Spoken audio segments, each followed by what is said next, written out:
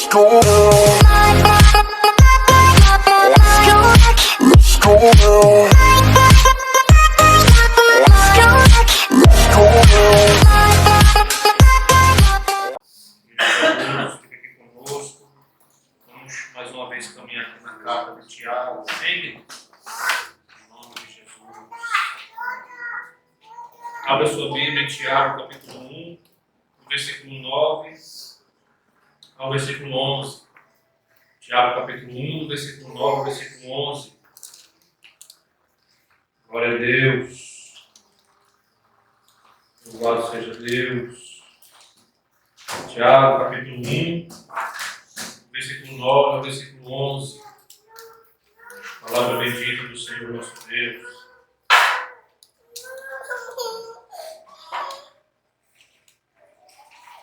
Carta de Tiago, servo do Senhor, irmão do Senhor, discípulo do Senhor, pastor do Senhor, apóstolo do Senhor. Louvado seja Deus. Tiago, capítulo 1, do versículo 9 ao verso 11. Glória a Deus. Quando eu citar os versículos no decorrer da pregação, lembre de uma coisa: mesmo que você demore um pouco a achar, você vai ouvir o que eu estou falando e você continua procurando. Né? É importante você ler o versículo na sua própria Bíblia. Né? Do jeito que está na sua Bíblia, que isso aí vai moldando aquilo que eu vou falando aqui na minha Bíblia, na minha versão, vai casando com o que está na tua versão e Deus vai esclarecendo algumas coisas a você. Né? E você também vai ficando aí especialista na sua Bíblia, né? Então diz assim a palavra do Senhor. Tiago 1, do 9 ao 11, diz assim: contudo, o irmão de condição humilde deve gloriar-se em sua dignidade. O irmão rico deve orgulhar-se em sua pequenez, pois ele também passará como a erva do campo. Porque o sol se levanta com seu calor intenso e seca a planta. Cai, então, a sua flor, e toda a sua beleza e glória desvanece. Da mesma forma, o rico definhará em meio a seus muitos compromissos. Amém, queridos? Bendita seja a palavra do Senhor. Vamos ler mais uma vez. Contudo, o irmão de condição humilde deve gloriar-se em sua dignidade. O irmão rico deve orgulhar-se em sua pequenez, pois ele também passará como a erva do campo. Porque o sol se levanta com o seu calor intenso e seca a planta. Cai então a sua flor, e toda a sua beleza e glória desvanece. Da mesma forma, o rico definhará em meio a seus muitos compromissos. Seu Deus, a palavra é tua. Nós queremos pedir que o Teu Espírito Santo aplique ao coração dos Teus filhos nessa noite, Pai. Nos dê entendimento, conselhos e orientações através da Tua palavra, em nome de Jesus. Amém. Glória a Deus. Mais uma vez, estamos aí diante de Tiago, irmão do Senhor. Queria que você deixasse a sua Bíblia aberta e fosse acompanhando. São apenas 3 versículos, né? Então, é uma bênção a gente estar dentro desse manancial que é as Escrituras Sagradas. Né? O Hernandes Dias Lopes ele fala uma coisa que é verdade. Ele diz assim que a gente deve sempre procurar fazer uma leitura e um estudo mais profundo das Escrituras. Né? Porque quando a gente faz isso, jorra a água de onde a gente nunca imaginaria que jorrasse. Né? Água santa, água pura, água poderosa do Senhor.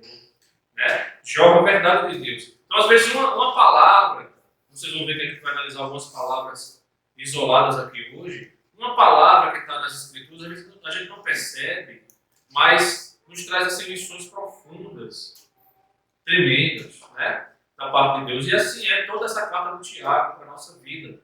Lembrando, irmãos, do contexto dessa carta, nós podemos lembrar que o Tiago está fazendo, como já falei para os irmãos, aqui muitas colocações práticas da vida da igreja.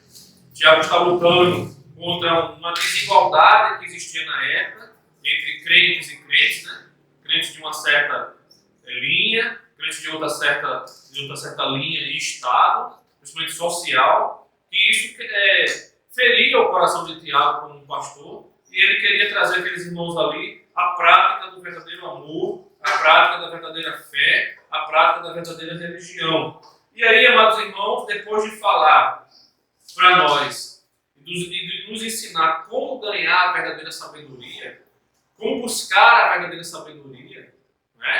Não aquela sabedoria do mundo, mas a sabedoria de um relacionamento íntimo com Deus, que se traduz na prática cristã. Agora ele começa a mostrar e ele começa a tratar pela primeira vez essa questão de pessoas diferentes dentro do contexto da igreja. No caso aqui, eram ricos e pobres, certo? Que tinham ali, irmãos, com certeza, coisas que faziam parte do ser deles, do ser rico e ser pobre, que estava causando problema de divisão, estava causando dor, estava causando angústia no coração de alguns, estava causando uma prática errada dos princípios de Deus. E Tiago ele tenta, aí com essa palavra, orientar os irmãos com respeito a como Deus pensa de todas essas coisas. Então o título disso aí é gloriar-se em quê? Porque tanto para o grupo dos pobres como para o grupo dos ricos, Tiago ele deixa o conselho e a palavra de Deus profunda em que esses irmãos deveriam se gloriar. Amém, queridos? E a lição maravilhosa para o nosso coração nessa noite é esse. A gente sair daqui hoje com a nossa fé revigorada com respeito ao alvo do gloriar-se que Jesus quer de cada um de nós. Em que nós devemos nos gloriar. Amém? Então, a discussão objetiva de Tiago, ela se concentra em orientar os cristãos em seu relacionamento com o mundo material, tá? Já que é orientado a viver no mundo espiritual, ou seja, os cristãos sempre recebem palavras espirituais. E o que tem acontecido? Eles tinham dificuldades com a realidade material. Assim como acontece hoje. Certo? Como nós almejamos a Jerusalém Celestial, como nós sempre nos portamos como peregrinos nessa terra, né? Nos revestindo cada vez mais do nosso ser espiritual. Às vezes a gente dá tanta ênfase nisso que a gente não consegue lidar direito com o material. A gente não consegue lidar da maneira certa com as coisas do mundo material. Seja em qual área for. E principalmente nessa área de ser rico, de ter bens, ou de não tê-los. Muitas vezes o pobre, ele olha para a sua condição e ele não vê a sua condição como Deus vê. Isso aí está errado. E muitas vezes o rico olha para a sua condição e ele não vê a sua condição como Deus vê. E isso está errado. E é justamente por isso que Tiago escreve esse texto para nós. Aqui, as perguntas têm a ver com: é pecado ter posses? Aqui nesse texto, o ensino tem a ver com: é pecado ser rico? Ou é pecado ser pobre? Como algumas teologias aí que a gente vai falar hoje ensinam. Sabe que tem teologia aí no Brasil que ensina que se você é pobre, né, você não tem a graça de Deus. Se você é pobre, tem alguma coisa errada na sua vida. É olhando para esse texto aqui que a gente discerne a verdade de Deus a respeito dessas coisas. Amém, queridos? Amém? Essas teologias distorcidas que eu falei, eu vou citar duas para vocês. Primeiro, a teologia da libertação, que talvez vocês não tenham ouvido falar ainda, mas ela é muito famosa no Brasil, na Igreja Católica, que na Igreja Evangélica se tornou teologia da missão integral. Não é a mesma coisa. Tá? Se você for fazer pesquisa, você vai ver um monte de teólogo de YouTube dizendo que teologia da libertação, ou melhor, que teologia da missão integral é uma filha da teologia da libertação. Tem muitas coisas que se parecem, mas não é 100% a mesma coisa. Não é. Tem muita coisa boa na teologia da missão integral.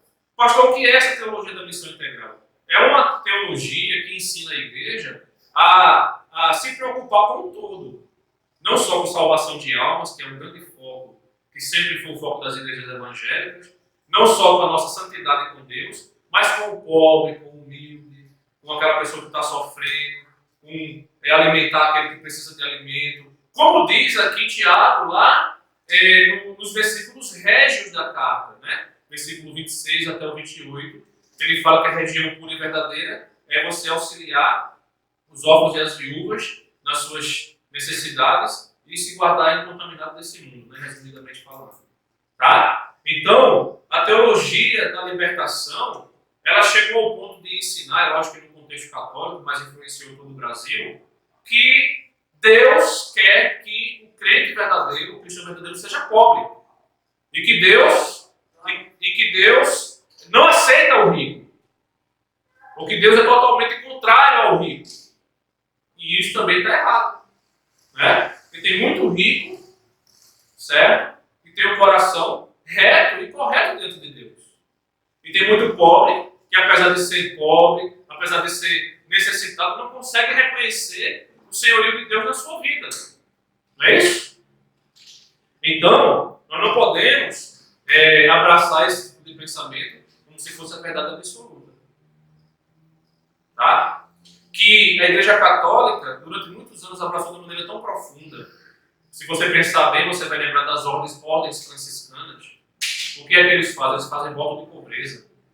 Para você servir a Deus de maneira mais assim, vívida, você tem que vender tudo que você tem, entregar para os pobres, andar só com aquela roupa lá, parecida com um matulão, né? A gente chama lá no Nordeste, né? Uma roupa assim que parece um pano grosso, entendeu? Até esses dias eu fui levar o Goiano né? A gente foi lá na rodoviária, levar a Ana para viajar e tinha um franciscano lá, né? Aquela roupa grandona assim, marrom, uma cordinha aqui amarrada, a cabeça raspada aqui no meio, né? Tudo aquilo ali tem significado. E ele faz voto de pobreza, ele anda de chinelo para todo lugar, a roupa dele é só aquela ali. Então, para agradar o coração de Deus na teologia deles, tinha que ser esse pobre aí. Não é assim. Porque nas próprias escrituras a gente vê muitos ricos que serviram a Deus. Serviram de maneira correta a Deus. Né? E o que Deus condena nas escrituras não é a riqueza, é o amor à riqueza. Né? Isso aí já é outro texto que a gente vai analisar depois. E outra teologia errada é aquela que diz que o crente verdadeiro é aquele que é rico, que prospera, que tem uma empresa hoje, amanhã tem 2, depois de amanhã tem 5, e daqui a um ano ele já tem 10. E ele vai lá na televisão dar testemunho, dizendo, ó, só tinha uma, agora eu tenho 10, porque eu fiz aqui a campanha. Né? Eu tinha uma casa, agora eu tenho 50, porque eu entreguei, né, o meu dízimo. Certo? Isso tudo aí é uma teologia que está fora das escrituras. Né? Ela não é equilibrada, ela não é correta. Ela pega algumas verdades e ela potencializa essas verdades e interpreta isso como se fosse a verdade absoluta. Tá? Então, Tiago ele traz o povo dele aqui da época, que tinha esses problemas também, não acho que é só hoje não, lá na época também tinha esses problemas, ele traz esse povo para a realidade. Certo? Ele diz, sabe uma coisa? Vamos meditar direitinho aqui no que Deus tem de verdade dentro desses aspectos aí para nós. Então, irmãos, nos tempos atuais, o sentido da vida é possuir coisas. Isso tem tudo a ver com esse texto de Tiago. Porque as pessoas começam a olhar para o sentido da vida. Qual é o sentido da vida? O sentido da vida é eu ter carro, eu ter moto, eu ter empresa, eu ter uma boa conta bancária. E as pessoas começam a achar que o sentido da vida feliz é essa. Ou, pior, igual a teologia da prosperidade, pior do que tudo, que o sentido da vida que Deus quer é proporcionar isso para os seus. Principalmente para os seus. E não é. O sentido da vida não é você possuir coisas. Você pode possuí-las, pode não possuí-las. Dependendo de onde você nasceu, dependendo de onde Deus te estabeleceu, dependendo de onde Deus projetou na eternidade, fazendo com que você vivesse, pode ser que você não chegue a ter absolutamente nada. Mas ainda assim ser um servo abençoado do Senhor. Amém? Também a pergunta, né, a ser biblicamente respondida é, dentro desse contexto, qual a relação correta entre os homens e os bens? Isso. Então a gente, depois de analisar tudo isso, a primeira pergunta que a gente faz é essa. Qual é a relação correta, bíblica, entre, né, sermos homens feitos à imagem e semelhança de Deus para glorificar Ele e termos bens, termos posses? Esse texto, aqui, a gente não vai nem sair dele, a gente vai fazer algumas leituras lá do Antigo Testamento só para servir como base, dentro daquela ideia que eu falei para vocês, que ele usa muito provérbios, ele usa muitos livros de sabedoria, porque as palavras de Tiago são de sabedoria, né? Ele replica isso, só para a gente ter uma visão assim mais aprofundada. Mas não vamos sair muito desses textos aqui não. Tá? Tiago usa uma coisa aqui que está presente em toda a Bíblia, às vezes a gente não consegue entender, que é um paralelismo. Os estudos da Escritura chamam de antitético. O que é isso? É sempre de fazer aquela comparação entre pobre e rico, justo e ímpio. Né? Você vê muito nos Salmos isso. O justo é assim, o ímpio é assim. O justo eu trato assim, o ímpio eu trato assim. Isso se chama na teologia paralelismo. Né? Ele faz um paralelo para nos trazer uma lição. Entre grandes e pequenos. Né? O que a Bíblia diz? Que Deus usa as coisas pequenas para confundir as grandes. Né? E há um paralelismo no ensino. Certo? Entre humilhados e exaltados. Não é isso? Lá nos evangelhos a gente vê muito Deus falando isso. Né? Os humilhados serão exaltados. Os exaltados vão ser humilhados no final. Deus sempre fazendo esse paralelismo. Aqui, o paralelismo é entre pobres e ricos. E o mais importante, irmãos, para a gente entrar no texto de vez agora, é qual é a orientação bíblica para o pobre no tocante à sua pobreza. Entendeu? Qual a orientação bíblica para aquela pessoa que é pobre e está angustiada? Eu sou pobre, eu não prospero, né? Eu trabalho, mas não fico rico. Qual é a orientação bíblica para essa pessoa? Qual é? Está aqui. Está em Tiago, capítulo 1, do versículo 9 ao 11. De que você vê uma pessoa pobre resmungando, pega esse texto e abre e ensine para ele. Ensine que isso aqui, essa é a palavra de Deus. Amém? Você está aprendendo hoje, né? Mais uma vez. Dá licença. A coisa mais difícil é você viver com uma pessoa que resmunga o dia inteiro, que não acha batista. Não é João Batista não, a gente já sabe. Não, ele está com ele. Isso. Mas eu quero dizer para você uma coisa, não interrompendo. Na minha casa vai muita gente pedir oração, mas ele resmunga mais do que mamangá. É isso mesmo, rapaz. É muito fácil ver, né, perceber. E qual a orientação bíblica para o rico no tocante à sua riqueza? O cara que é rico, tem posse, Deus abençoou. Como é que eu lido diante disso? Tá? Esse texto aí traz riqueza em todos esses aspectos. Amém, irmãos? Amém. Se você tiver dúvida, quiser fazer alguma pergunta, você só levanta a mão, aí eu paro e a gente, né, você consegue fazer a sua pergunta e a gente faz um bate-bola aqui também, tá bom? Então vamos lá, versículo 9. Olha para o versículo 9 aí. O início do versículo já é rico demais. Diz assim: contudo, o irmão de condição humilde deve gloriar-se em sua. Aqui na minha Bíblia está dignidade, na sua Bíblia está como? A sua exaltação. Como é que está diferente? Qual é que está diferente aí de exaltação? Sua alta posição. Irmão, olha que interessante a versão do baiano. Olha o que Deus está dizendo. O pobre, irmão, está falando do pobre, que não tem título, que não tem cargos, que não tem riqueza, que não tem posição.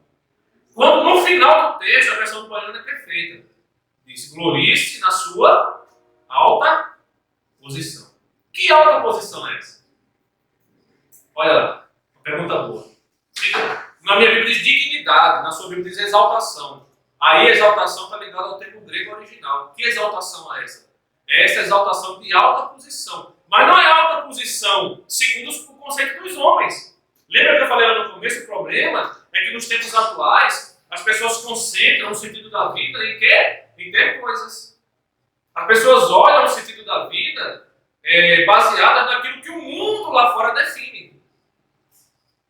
E aqui já tem um segredo aqui já tem, assim, uma coisa de Deus tremenda. Ele está falando que o pobre, né? É lógico que não são todos os pobres, mas aquele pobre que serve a Deus e que teme a Deus, ele tem uma alta posição.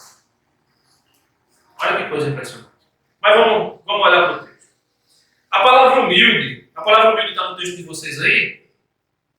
Contudo, o irmão de condição humilde. Tá? Qual é o versículo? Versículo 9. O irmão de condição humilde. Como é que está no seu aí? Irmão abatido, Irmão de condição abatida. Glória-se na sua sua exaltação. Isso. iluminação. Abatido aí é mesmo que humilde. Tá? Mesmo. Certo? Trazendo para o original, é o mesmo que humilde.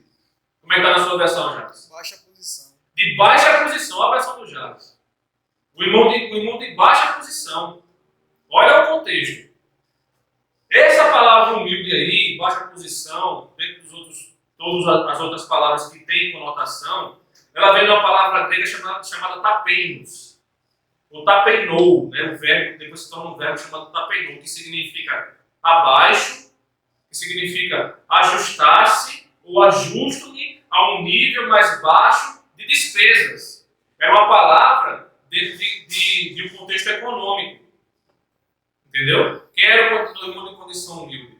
Era aquele irmão que ele se ajustava, ele tinha capacidade de se ajustar a situações econômicas de humildade.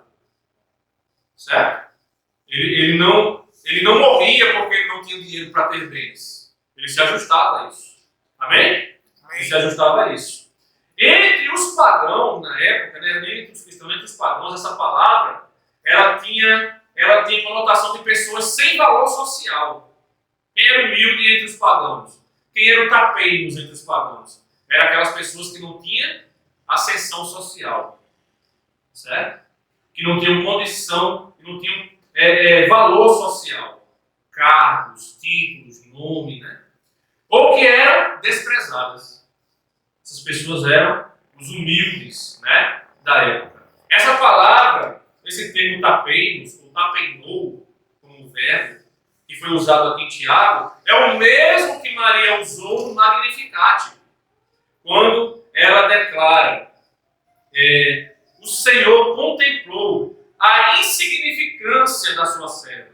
A palavra insignificância é um derivado de humilde, de baixo, de sem condição. Ela glorifica a Deus e diz: eu era baixa, eu era sem condição, eu não tinha posição social, eu era desprezada, mas o Senhor contemplou a humildade da sua serva. Amém, irmãos? Glória a Deus. Também tem uma tradução desse mesmo texto, que é Lucas 1,48 de Maria, que diz assim: o Senhor atentou na baixeza de sua serva. Que baixeza é essa? Essa humildade verdadeira, esse tapeinos, que significa que você está bem com Deus, mesmo você não tendo posses. Que você sabe glorificar a Deus, mesmo você não tendo posses. E que você crê que Deus pode te usar sim, e que você pode ser precioso, e que você pode ser importante nos planos de Deus, mesmo você não tendo posses humanas. Bendito seja o nome do Senhor. Aleluia. Porque Deus realmente contempla a humildade dos seus servos. Amém, queridos? Em nome bendito e santo de Jesus.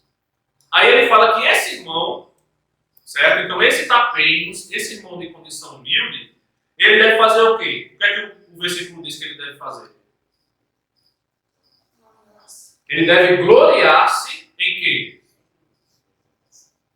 Na sua exaltação, na sua dignidade e na sua, baiana, alta posição. Meu Deus do céu. A palavra gloriar-se é outra palavra grega que significa regozijar-se com confiança. Olha o que é o gloriar-se bíblico aí. Coloquei no grupo da igreja hoje lá no Face. Venha no São José para você saber o que é esse gloriar-se. Esse gloriar-se, biblicamente falando, é isso. É você se regozijar, alegrar, ter alegria real. com confiança em Deus. Alegria profunda, com confiança em Deus.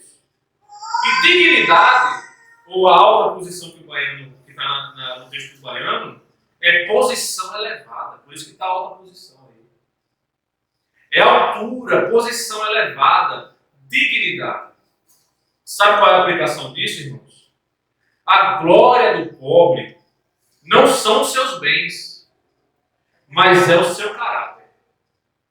Aquilo que ele é, na sua natureza moral e espiritual, deve ser a glória da sua vida. Bendito seja o nome do Senhor.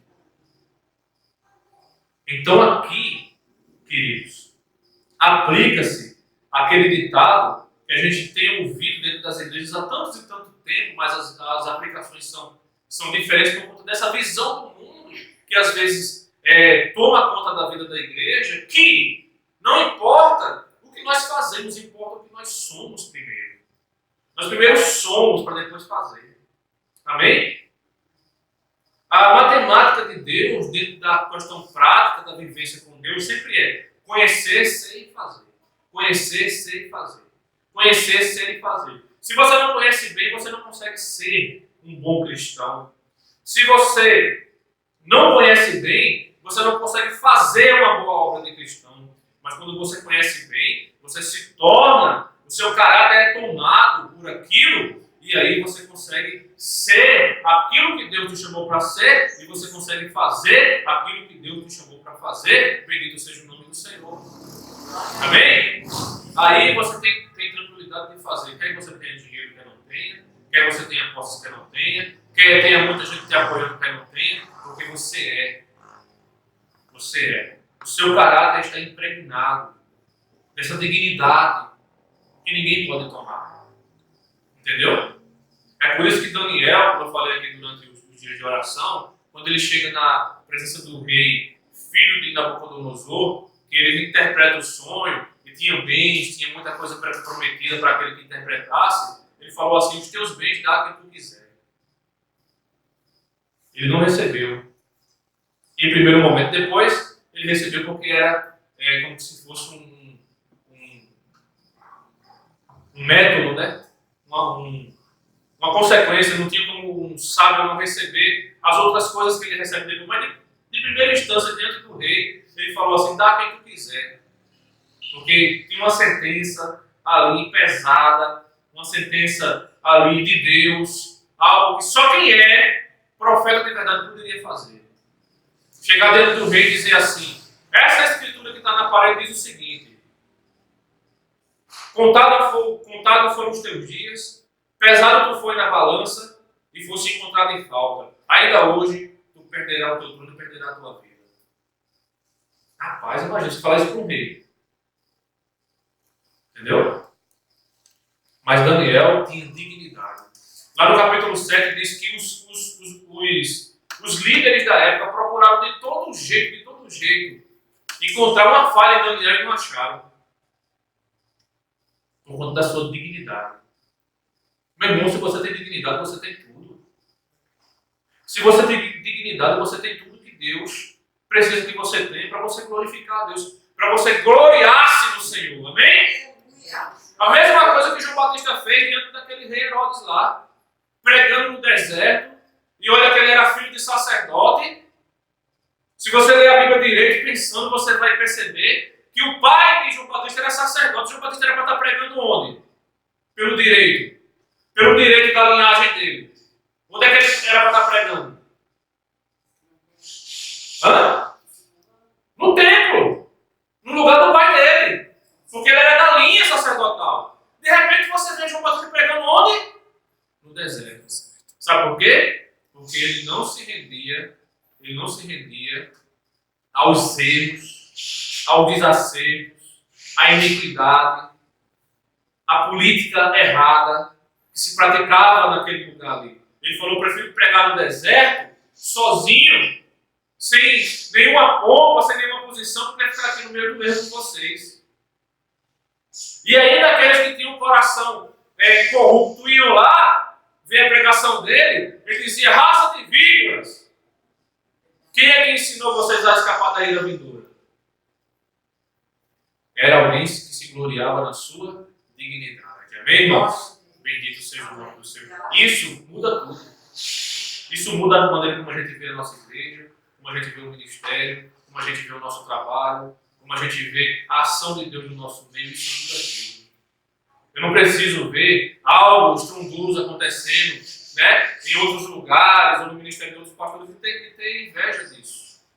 Eu tenho orgulho da dignidade que Deus me deu, de ser aquilo que eu sou. Bendito seja o nome do Senhor. Na presença de Deus. E fico com isso satisfeito, e fico com isso alegre, e me glorio nessa dignidade. Louvado seja o nome do Senhor. Amém, irmãos? E assim deve ser a nossa vida. E assim deve ser a nossa vida. Nós precisamos nos gloriar naquilo que realmente nós somos. Aquilo que faz parte da nossa natureza moral e espiritual. E quando a gente olhar para a nossa natureza moral e espiritual, e a gente vê algum deslize, alguma falha, a gente diz: Deus me ajuda, eu preciso aqui alinhar essa realidade para que meu caráter realmente tenha condição de estar digno diante do Senhor. Aí eu vou ser. E quando eu sou, eu estou pleno, independentemente de eu ter ou de eu não ter. Aquilo que o mundo acha que eu tenho que ter. Amém, irmãos? É assim. Alguém falou? A Maria? Falei amém. Amém, pronto. Amém. Chega só eu ter feito uma pergunta.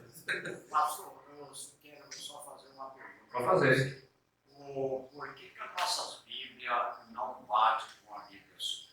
Porque são versões diferentes. Pelo menos tem umas 4 versões diferentes de Bíblia aqui. Não tem mais como, só se a igreja combinar, né? O pastor diz assim, tem igreja que faz assim. Irmãos, vamos adotar uma versão bíblica para todo mundo estudar a mesma versão.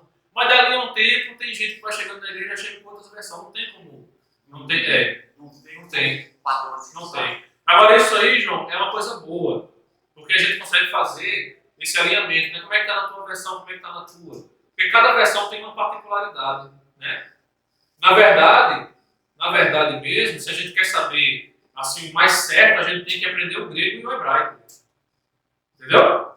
Que é lá que está o mais certo, né? Tem um pastor chamado Eugênio Peterson, que ele era assim, extraordinário no ensino, e os alunos dele ficaram assim, muito curiosos para saber a versão que ele usava e tal, ele sempre, né, ficava muito assim, não queria divulgar, e os alunos insistindo, pastor, mas qual é a versão que o senhor usa? Então a gente vê que o senhor faz algumas aplicações assim tremendas, ele quer saber qual é a versão. Ele falou assim, quer saber mesmo? Quer saber? Aí ele mostrou, abriu assim a Bíblia e mostrou. Está aqui, ó, o grego e o hebraico original. Pronto. Vão aprender a ler grego e hebraico original, vocês vão direto na fonte. Porque a Bíblia foi escrita em grego e em hebraico. Né? Um pouquinho de aramaico. E o original é aquilo lá. Então, cada escritor expressou de uma maneira. Expressa a mesma verdade com palavras diferentes. Entendeu? Para públicos diferentes. Só a maneira de se expressar. Isso. No final, as palavras vão chegar no mesmo sentido, certo? Com exceção, com muito pouca exceção. Com muito pouca exceção. Por isso que muitas vezes a gente lê a Bíblia e vai falar assim, olha, Está diferente, né? exatamente. É só entender esse contexto. Por exemplo, vou dizer uma coisa agora que o senhor vai entender. Isso é tão sério que quando a gente começa a estudar a Bíblia mesmo, você vai ver algumas coisas assim, que o português, a nossa língua portuguesa, ela não tem palavras para traduzir o que o original diz. Entendeu? Então quando a Bíblia diz assim, você já viu na sua Bíblia muitas vezes dizendo assim, e Deus se arrependeu de fazer tal coisa, viu ou não viu? Já viu? Não tem isso? Não dá um nó na cabeça? Porque você olha assim e diz, mas está dizendo que Deus se arrependeu? Como assim? Tem outro texto ali, lá em Samuel, que diz que Deus não se arrepende de nada. E agora? Se arrependeu de fazer o outro. Aí, qual é a explicação? Que a palavra arrepender-se no original, a expressão dela, não é esse arrepender-se que a gente na nossa língua entende. Porque o arrepender-se da nossa língua conota que você errou, né? Você errou, você se enganou e você se arrependeu. Lá não. Lá no original, conota mudança de direção. Entendeu? Então eu estava indo, por exemplo, para minha casa, que é lá no Nova Odessa, pela Avenida dos Trabalhadores, mas de repente eu quis mudar de direção. Eu entrei ali como quem vai pela BR, como quem vai por dentro ali do Jardim Novo. mas eu vou chegar na minha casa. Entendeu? Isso não quer dizer que eu me arrependi de chegar na minha casa. Eu simplesmente mudei a direção. E se há alguém que pode mudar a direção de tudo que ele quer, é Deus. Entendeu? Só que não tem palavra no original, não tem palavra no português para traduzir isso. Aí os escritores traduziram como? Arrependeu-se. Arrependeu-se. Mas a doutrina bíblica garante que o Senhor Deus não se arrepende de absolutamente nada. Hã? Ele muda estratégias, ele muda direções, porque ele tem a prerrogativa de isso fazer. Amém, queridos? Amém. Louvado seja Deus. Ô pastor, por que ele disse que arrependeu de ter nos feito? Ele se arrependeu de nos ter feito? É. Então, não é arrepender de dizer, poxa, o ser humano me enganou, o ser humano me pegou de surpresa. Ali a palavra arrepender-se tem esse sentido de mudança de direção. Ali é que Deus se entristeceu, né? Deus deu oportunidades, ali envolvia já o livre-arbítrio, o ser humano não caminhou por aquelas oportunidades que Deus deu. Então Deus, ele mudou a direção, disse, eu vou desfazer tudinho e vou fazer de novo para mostrar para eles quem sou eu. E fez. Não foi? Foi assim, e Deus pode fazer. Tá, foi.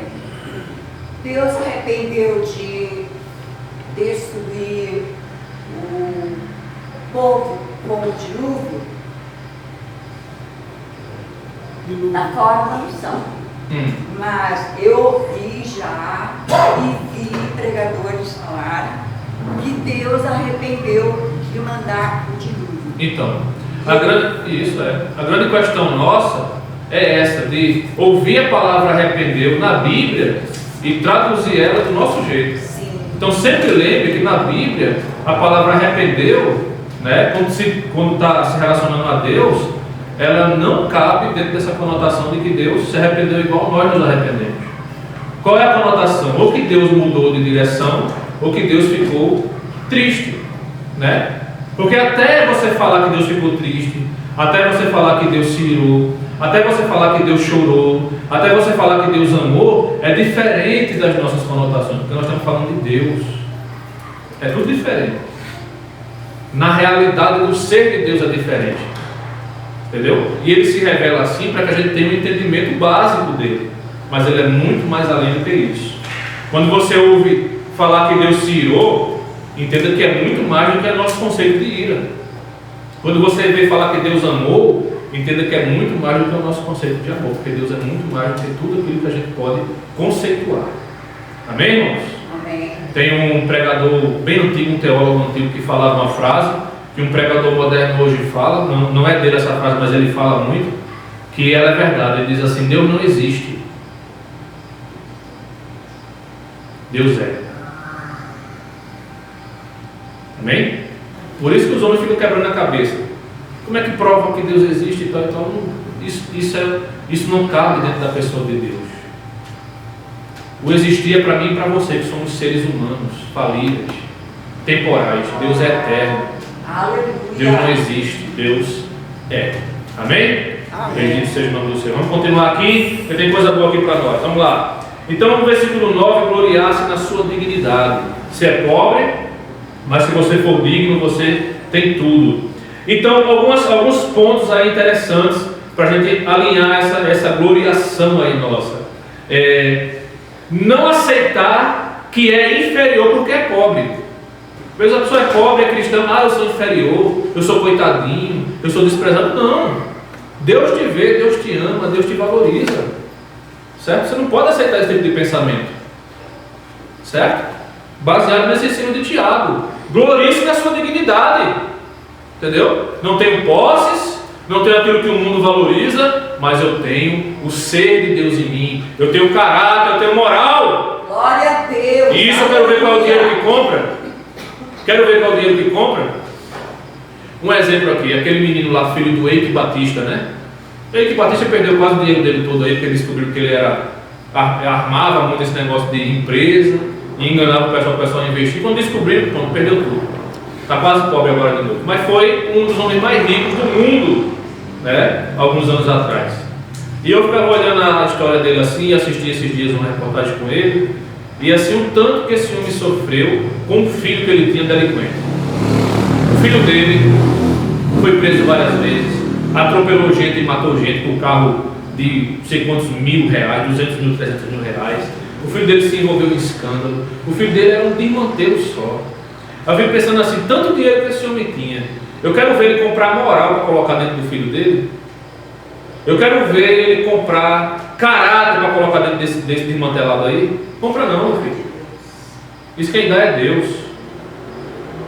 Isso quem dá é Deus ao ser humano, né? Dá através de uma boa educação, de pais, né, sinceros e que tem moral também, porque se não tiver moral já era. Você cresce ensinando seu filho a ver o que não presta, a falar o que não deve, certo? Você faz o que não deve na frente dele.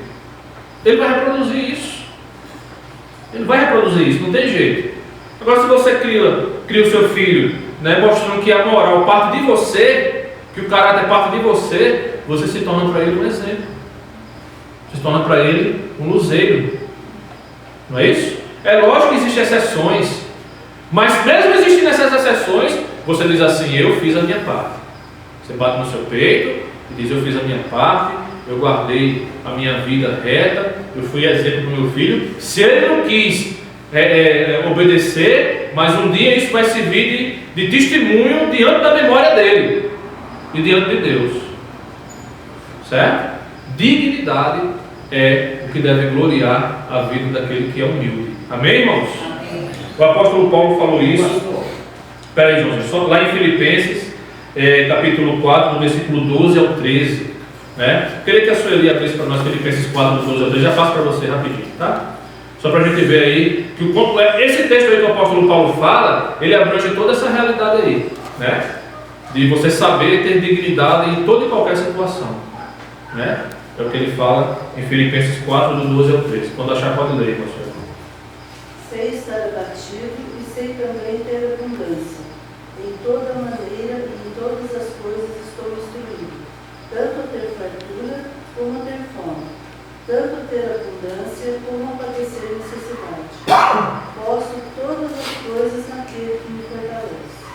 Está vendo aí? Glória a Deus. O que ele está dizendo aí? Não é somente isso não é uma frase de efeito, como os crentes aí fora ficam usando. Não, eu posso tudo, eu posso mesmo. Não. Você está sem dinheiro? Glorifique no Senhor. E saiba passar por esse momento, por essa situação, ou por essa fase da sua vida, com dignidade, glorificando a Deus. Ele falou: eu sei passar, já passei por dificuldade e já tive também sobrando. Mas em todas essas coisas, né, eu aprendi a glorificar o Senhor. Porque a vida é assim.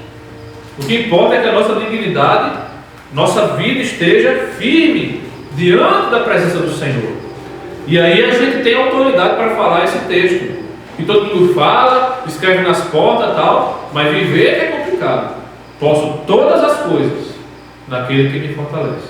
Sabe onde é que esse texto se aplica? Quando você está sem nada e você é desafiado a glorificar a Deus ainda, não murmurar, não reclamar, não achar que Deus te abandonou. Você se gloriar na sua dignidade e lembrar que você tem uma alta posição. Mas Deus, eu não tenho dinheiro para comprar uma pizza. Primeira igreja que eu pastoreei lá no Paraná, os irmãos saíram no domingo para ir comer pizza. Pastor, vamos comer pizza e tal. Dizem: não, irmão, não quero comer pizza não gosto de pizza não. Meu amigo, sou doido por pizza. Era, né? Hoje muito não, mas no passado. Aí ficava tentando tapear ali e tal. Não tinha dinheiro para pagar uma pizza, irmão. Entendeu? Mas quando vinha aquela tristeza assim, aí eu lembrava: não posso ficar triste com isso, porque eu estou servindo a Deus, eu tenho dignidade. Não importa o que eu tenho hoje, importa o que eu sou. E eu sei que o que eu sou é importante para Deus, para o reino de Deus. Eu sei que isso vai ter um peso na eternidade. Então eu devo descansar no Senhor e me ficar feliz, regozijar-se. Veja que a ordem é: regozije-se na sua dignidade. É muito fácil você se regozijar quando está com o bolso cheio. Mas também tem um desafio para quem está com o bolso cheio. A gente vai ver daqui a pouco, certo? Porque o desafio para quem está com o bolso cheio é o contrário. Verdade. Você está com o bolso cheio, dizer assim: isso aí não é minha glória não, isso aí não é minha glória não, isso aí é Deus deu para mim administrar e servir o próximo. Isso aí é para a glória de Deus. que é difícil demais. Amém? Joãozinho, fala aí o que você ia Fala falar. na Bíblia assim, não olhei pela riqueza dos outros, que você não sabe como ela foi arrumada. Por exemplo, quando a gente dá exemplo na nossa família, vamos Que é o dizer- nosso caso. que é o nosso caso, vamos dizer assim, filho ou filha, pai e mãe é o exemplo, ensina, explica, e o filho ou a filha pinta e borda. Como que nós ficamos na presença de Deus? Tá aí a resposta hoje para você. Glorice a sua dignidade. Entendeu? E deixa ele fazer. Ele é com ele e Deus. Tem coisa que é com ele e Deus. Porque ele conhece, ele cresceu Sim. na casa de Deus, Sim. ele faz com o que quer. Entendeu? Porque quando a gente se concentra em dizer assim, não, eu ensinei, eu fiz tudo certinho, ele é obrigado a fazer. Aí a gente está se concentrando errado. Errado. Entendeu?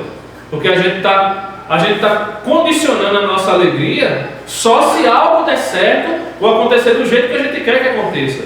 E a gente não tem domínio sobre isso. Mas se eu fiz a minha parte, eu estou consciente que eu agi da maneira que eu podia agir para que o caráter daquela pessoa, filho, ou seja quem for, esposo, seja quem for, né, fosse bom e fosse moldado, né? Mas isso não aconteceu ainda. Eu preciso continuar me gloriando na minha dignidade. Porque aconteça o que acontecer com os filhos ou com quem você ensinou. Entendeu? Aconteça o que acontecer. Ninguém tira a sua alta posição.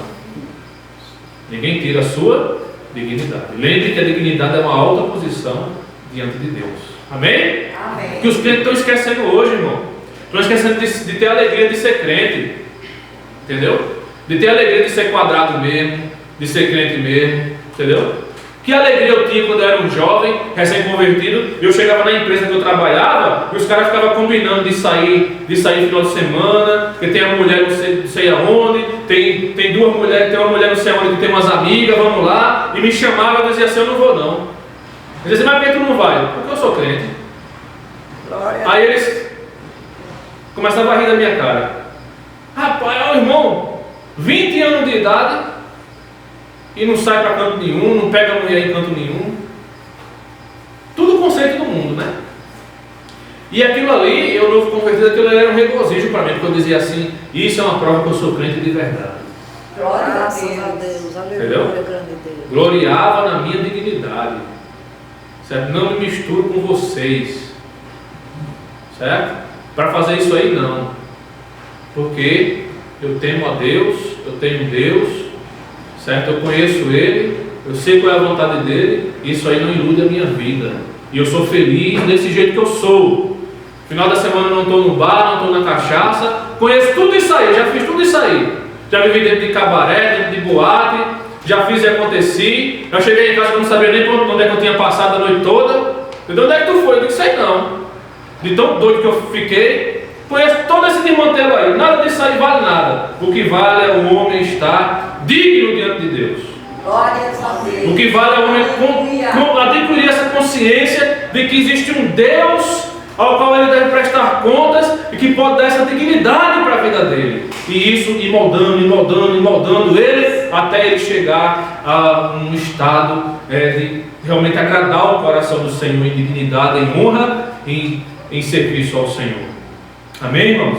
Amém. É assim a nossa vida. Não pode aceitar o que é inferior, não pode aceitar o padrão do mundo que julga as pessoas pelo que elas têm. Eu lembro que nessa época de bebida tinha um amigo meu que bebia muito.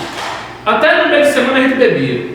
Chegava do trabalho, eu ia para a casa dele, ele tinha um som tamanho do mundo. Eu nunca vi povo para gostar de som igual os paraibanos.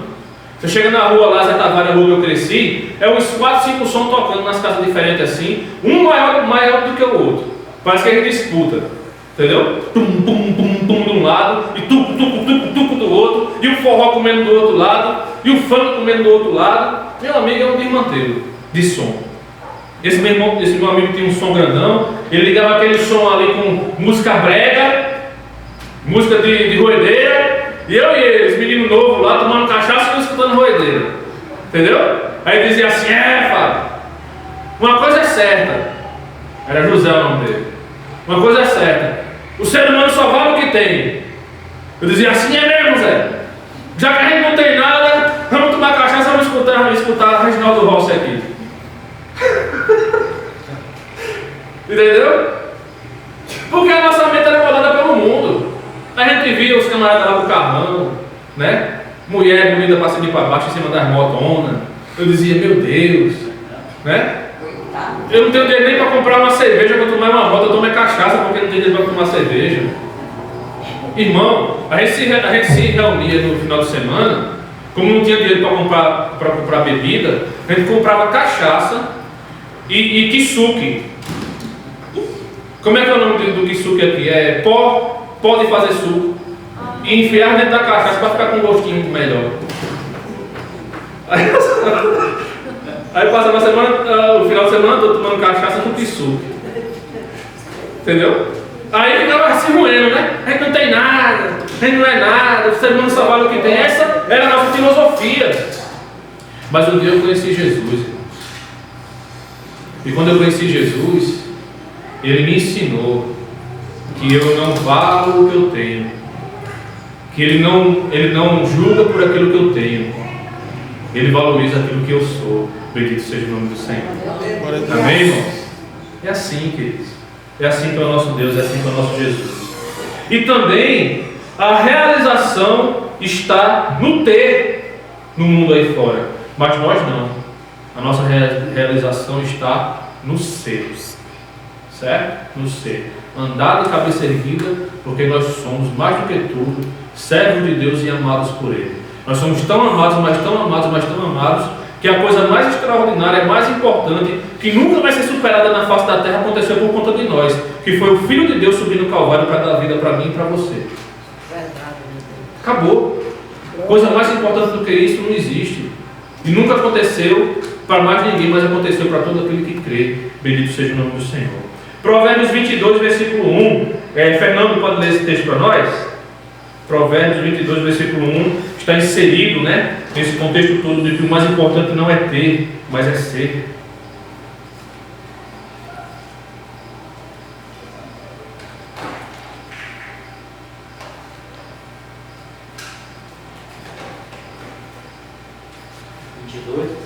Versículo 1. Deus meu, por que me desamparaste? Por que se acham longe de minha salvação as palavras de meu gemido? Está Provérbios 22? Perdão. Provérbios 22. 22 versículos, né?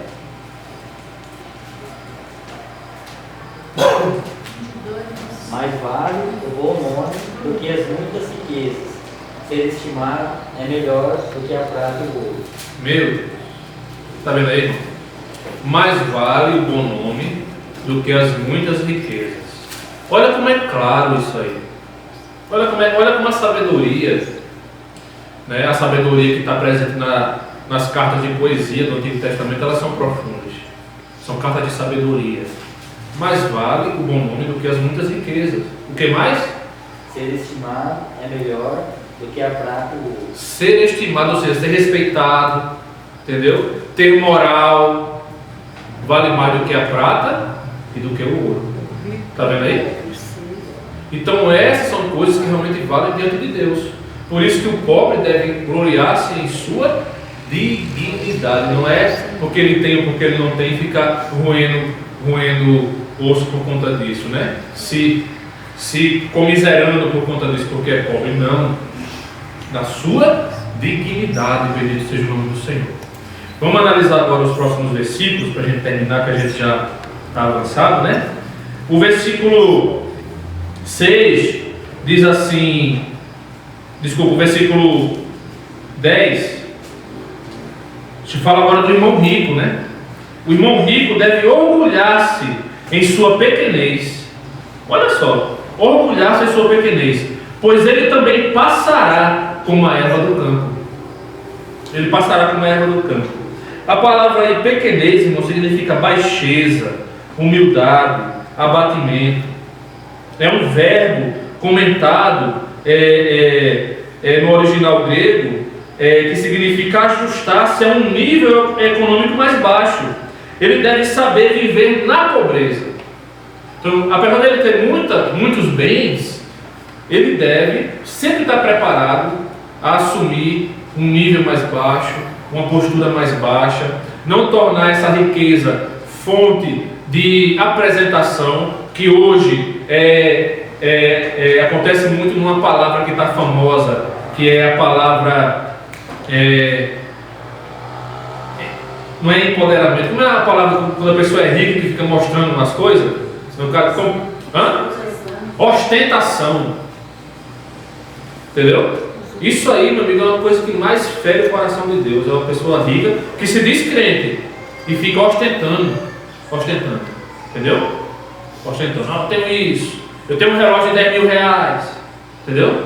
Eu tenho um carro de 1 milhão de reais, de 500 mil reais.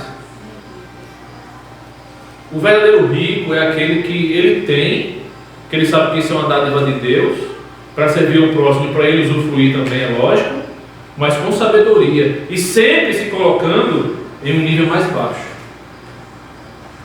Por quê? Porque ele tem que levar em conta que um dia pode ser que ele não tenha, e ele precisa glorificar Deus do mesmo jeito, com a mesma alegria que quando ele tinha. Porque a palavra está dizendo aqui nos versículos depois que vai ter uns dias que ele não vai ter mais, que essa riqueza, a Bíblia diz que o sol se levanta sobre ela, eu vou adiantar aqui agora que a gente não tem mais tempo. Esse sol aí é Deus, é o tempo de Deus, se levanta e queima essa riqueza como a erva, e ela desaparece. A erva que desaparece aí é o homem com tudo que ele tem, e é muito rápido isso. Por isso que a riqueza do homem não pode ser motivo do gloriar-se dele.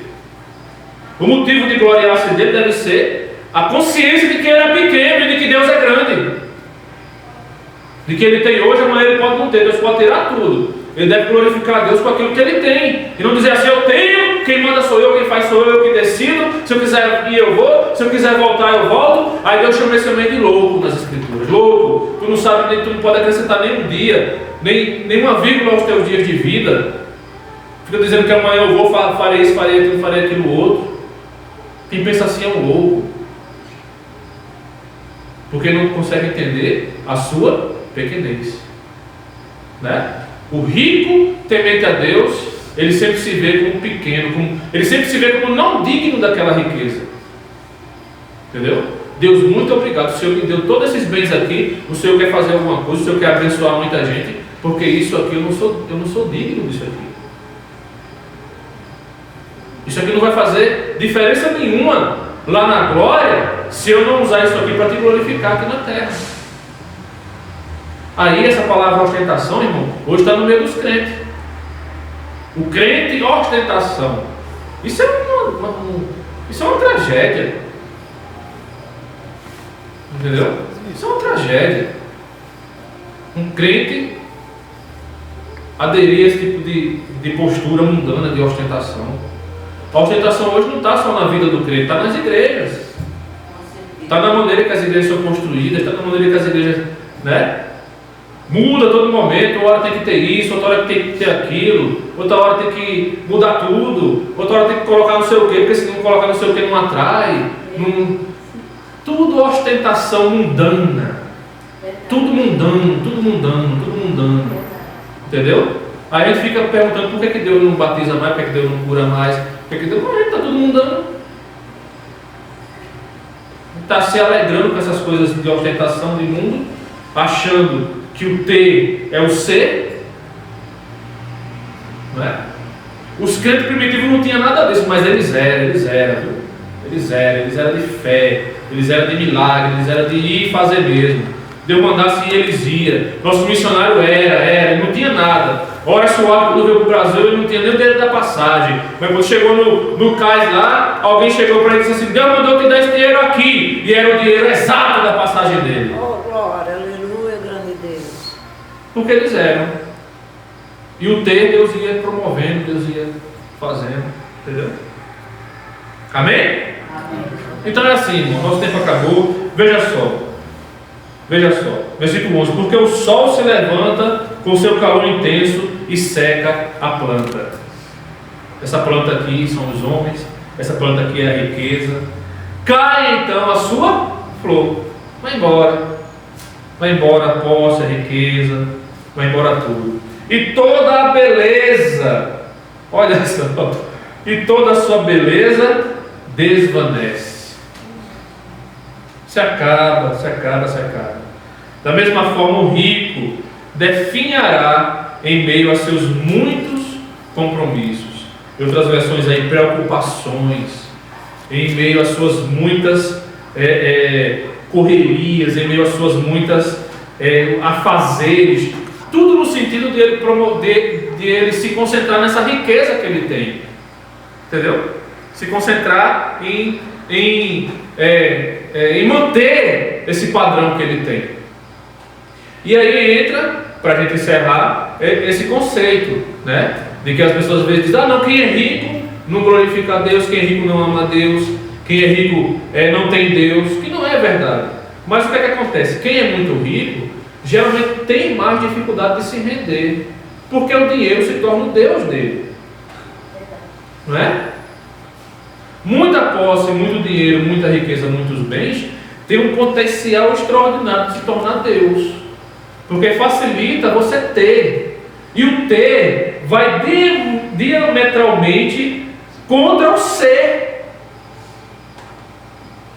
Quanto mais você tem, mais você vai ter perigos para tomar conta, compromissos que no final não vão valer de nada no que diz respeito ao tesouro verdadeiro que você tem que juntar nos céus.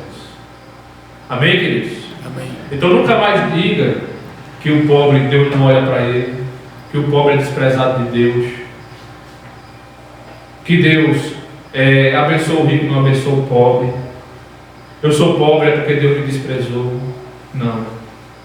Vamos aprender a glorificar a Deus e a nos gloriar em nossa dignidade. Sejamos ricos, sejamos pobres, sejamos sãos, sejamos enfermos, sejamos grandes socialmente falando, sejamos pequenos. Se temos Deus em nossa vida, temos dignidade, e isso é o suficiente para que a gente se glorie no Senhor. Amém?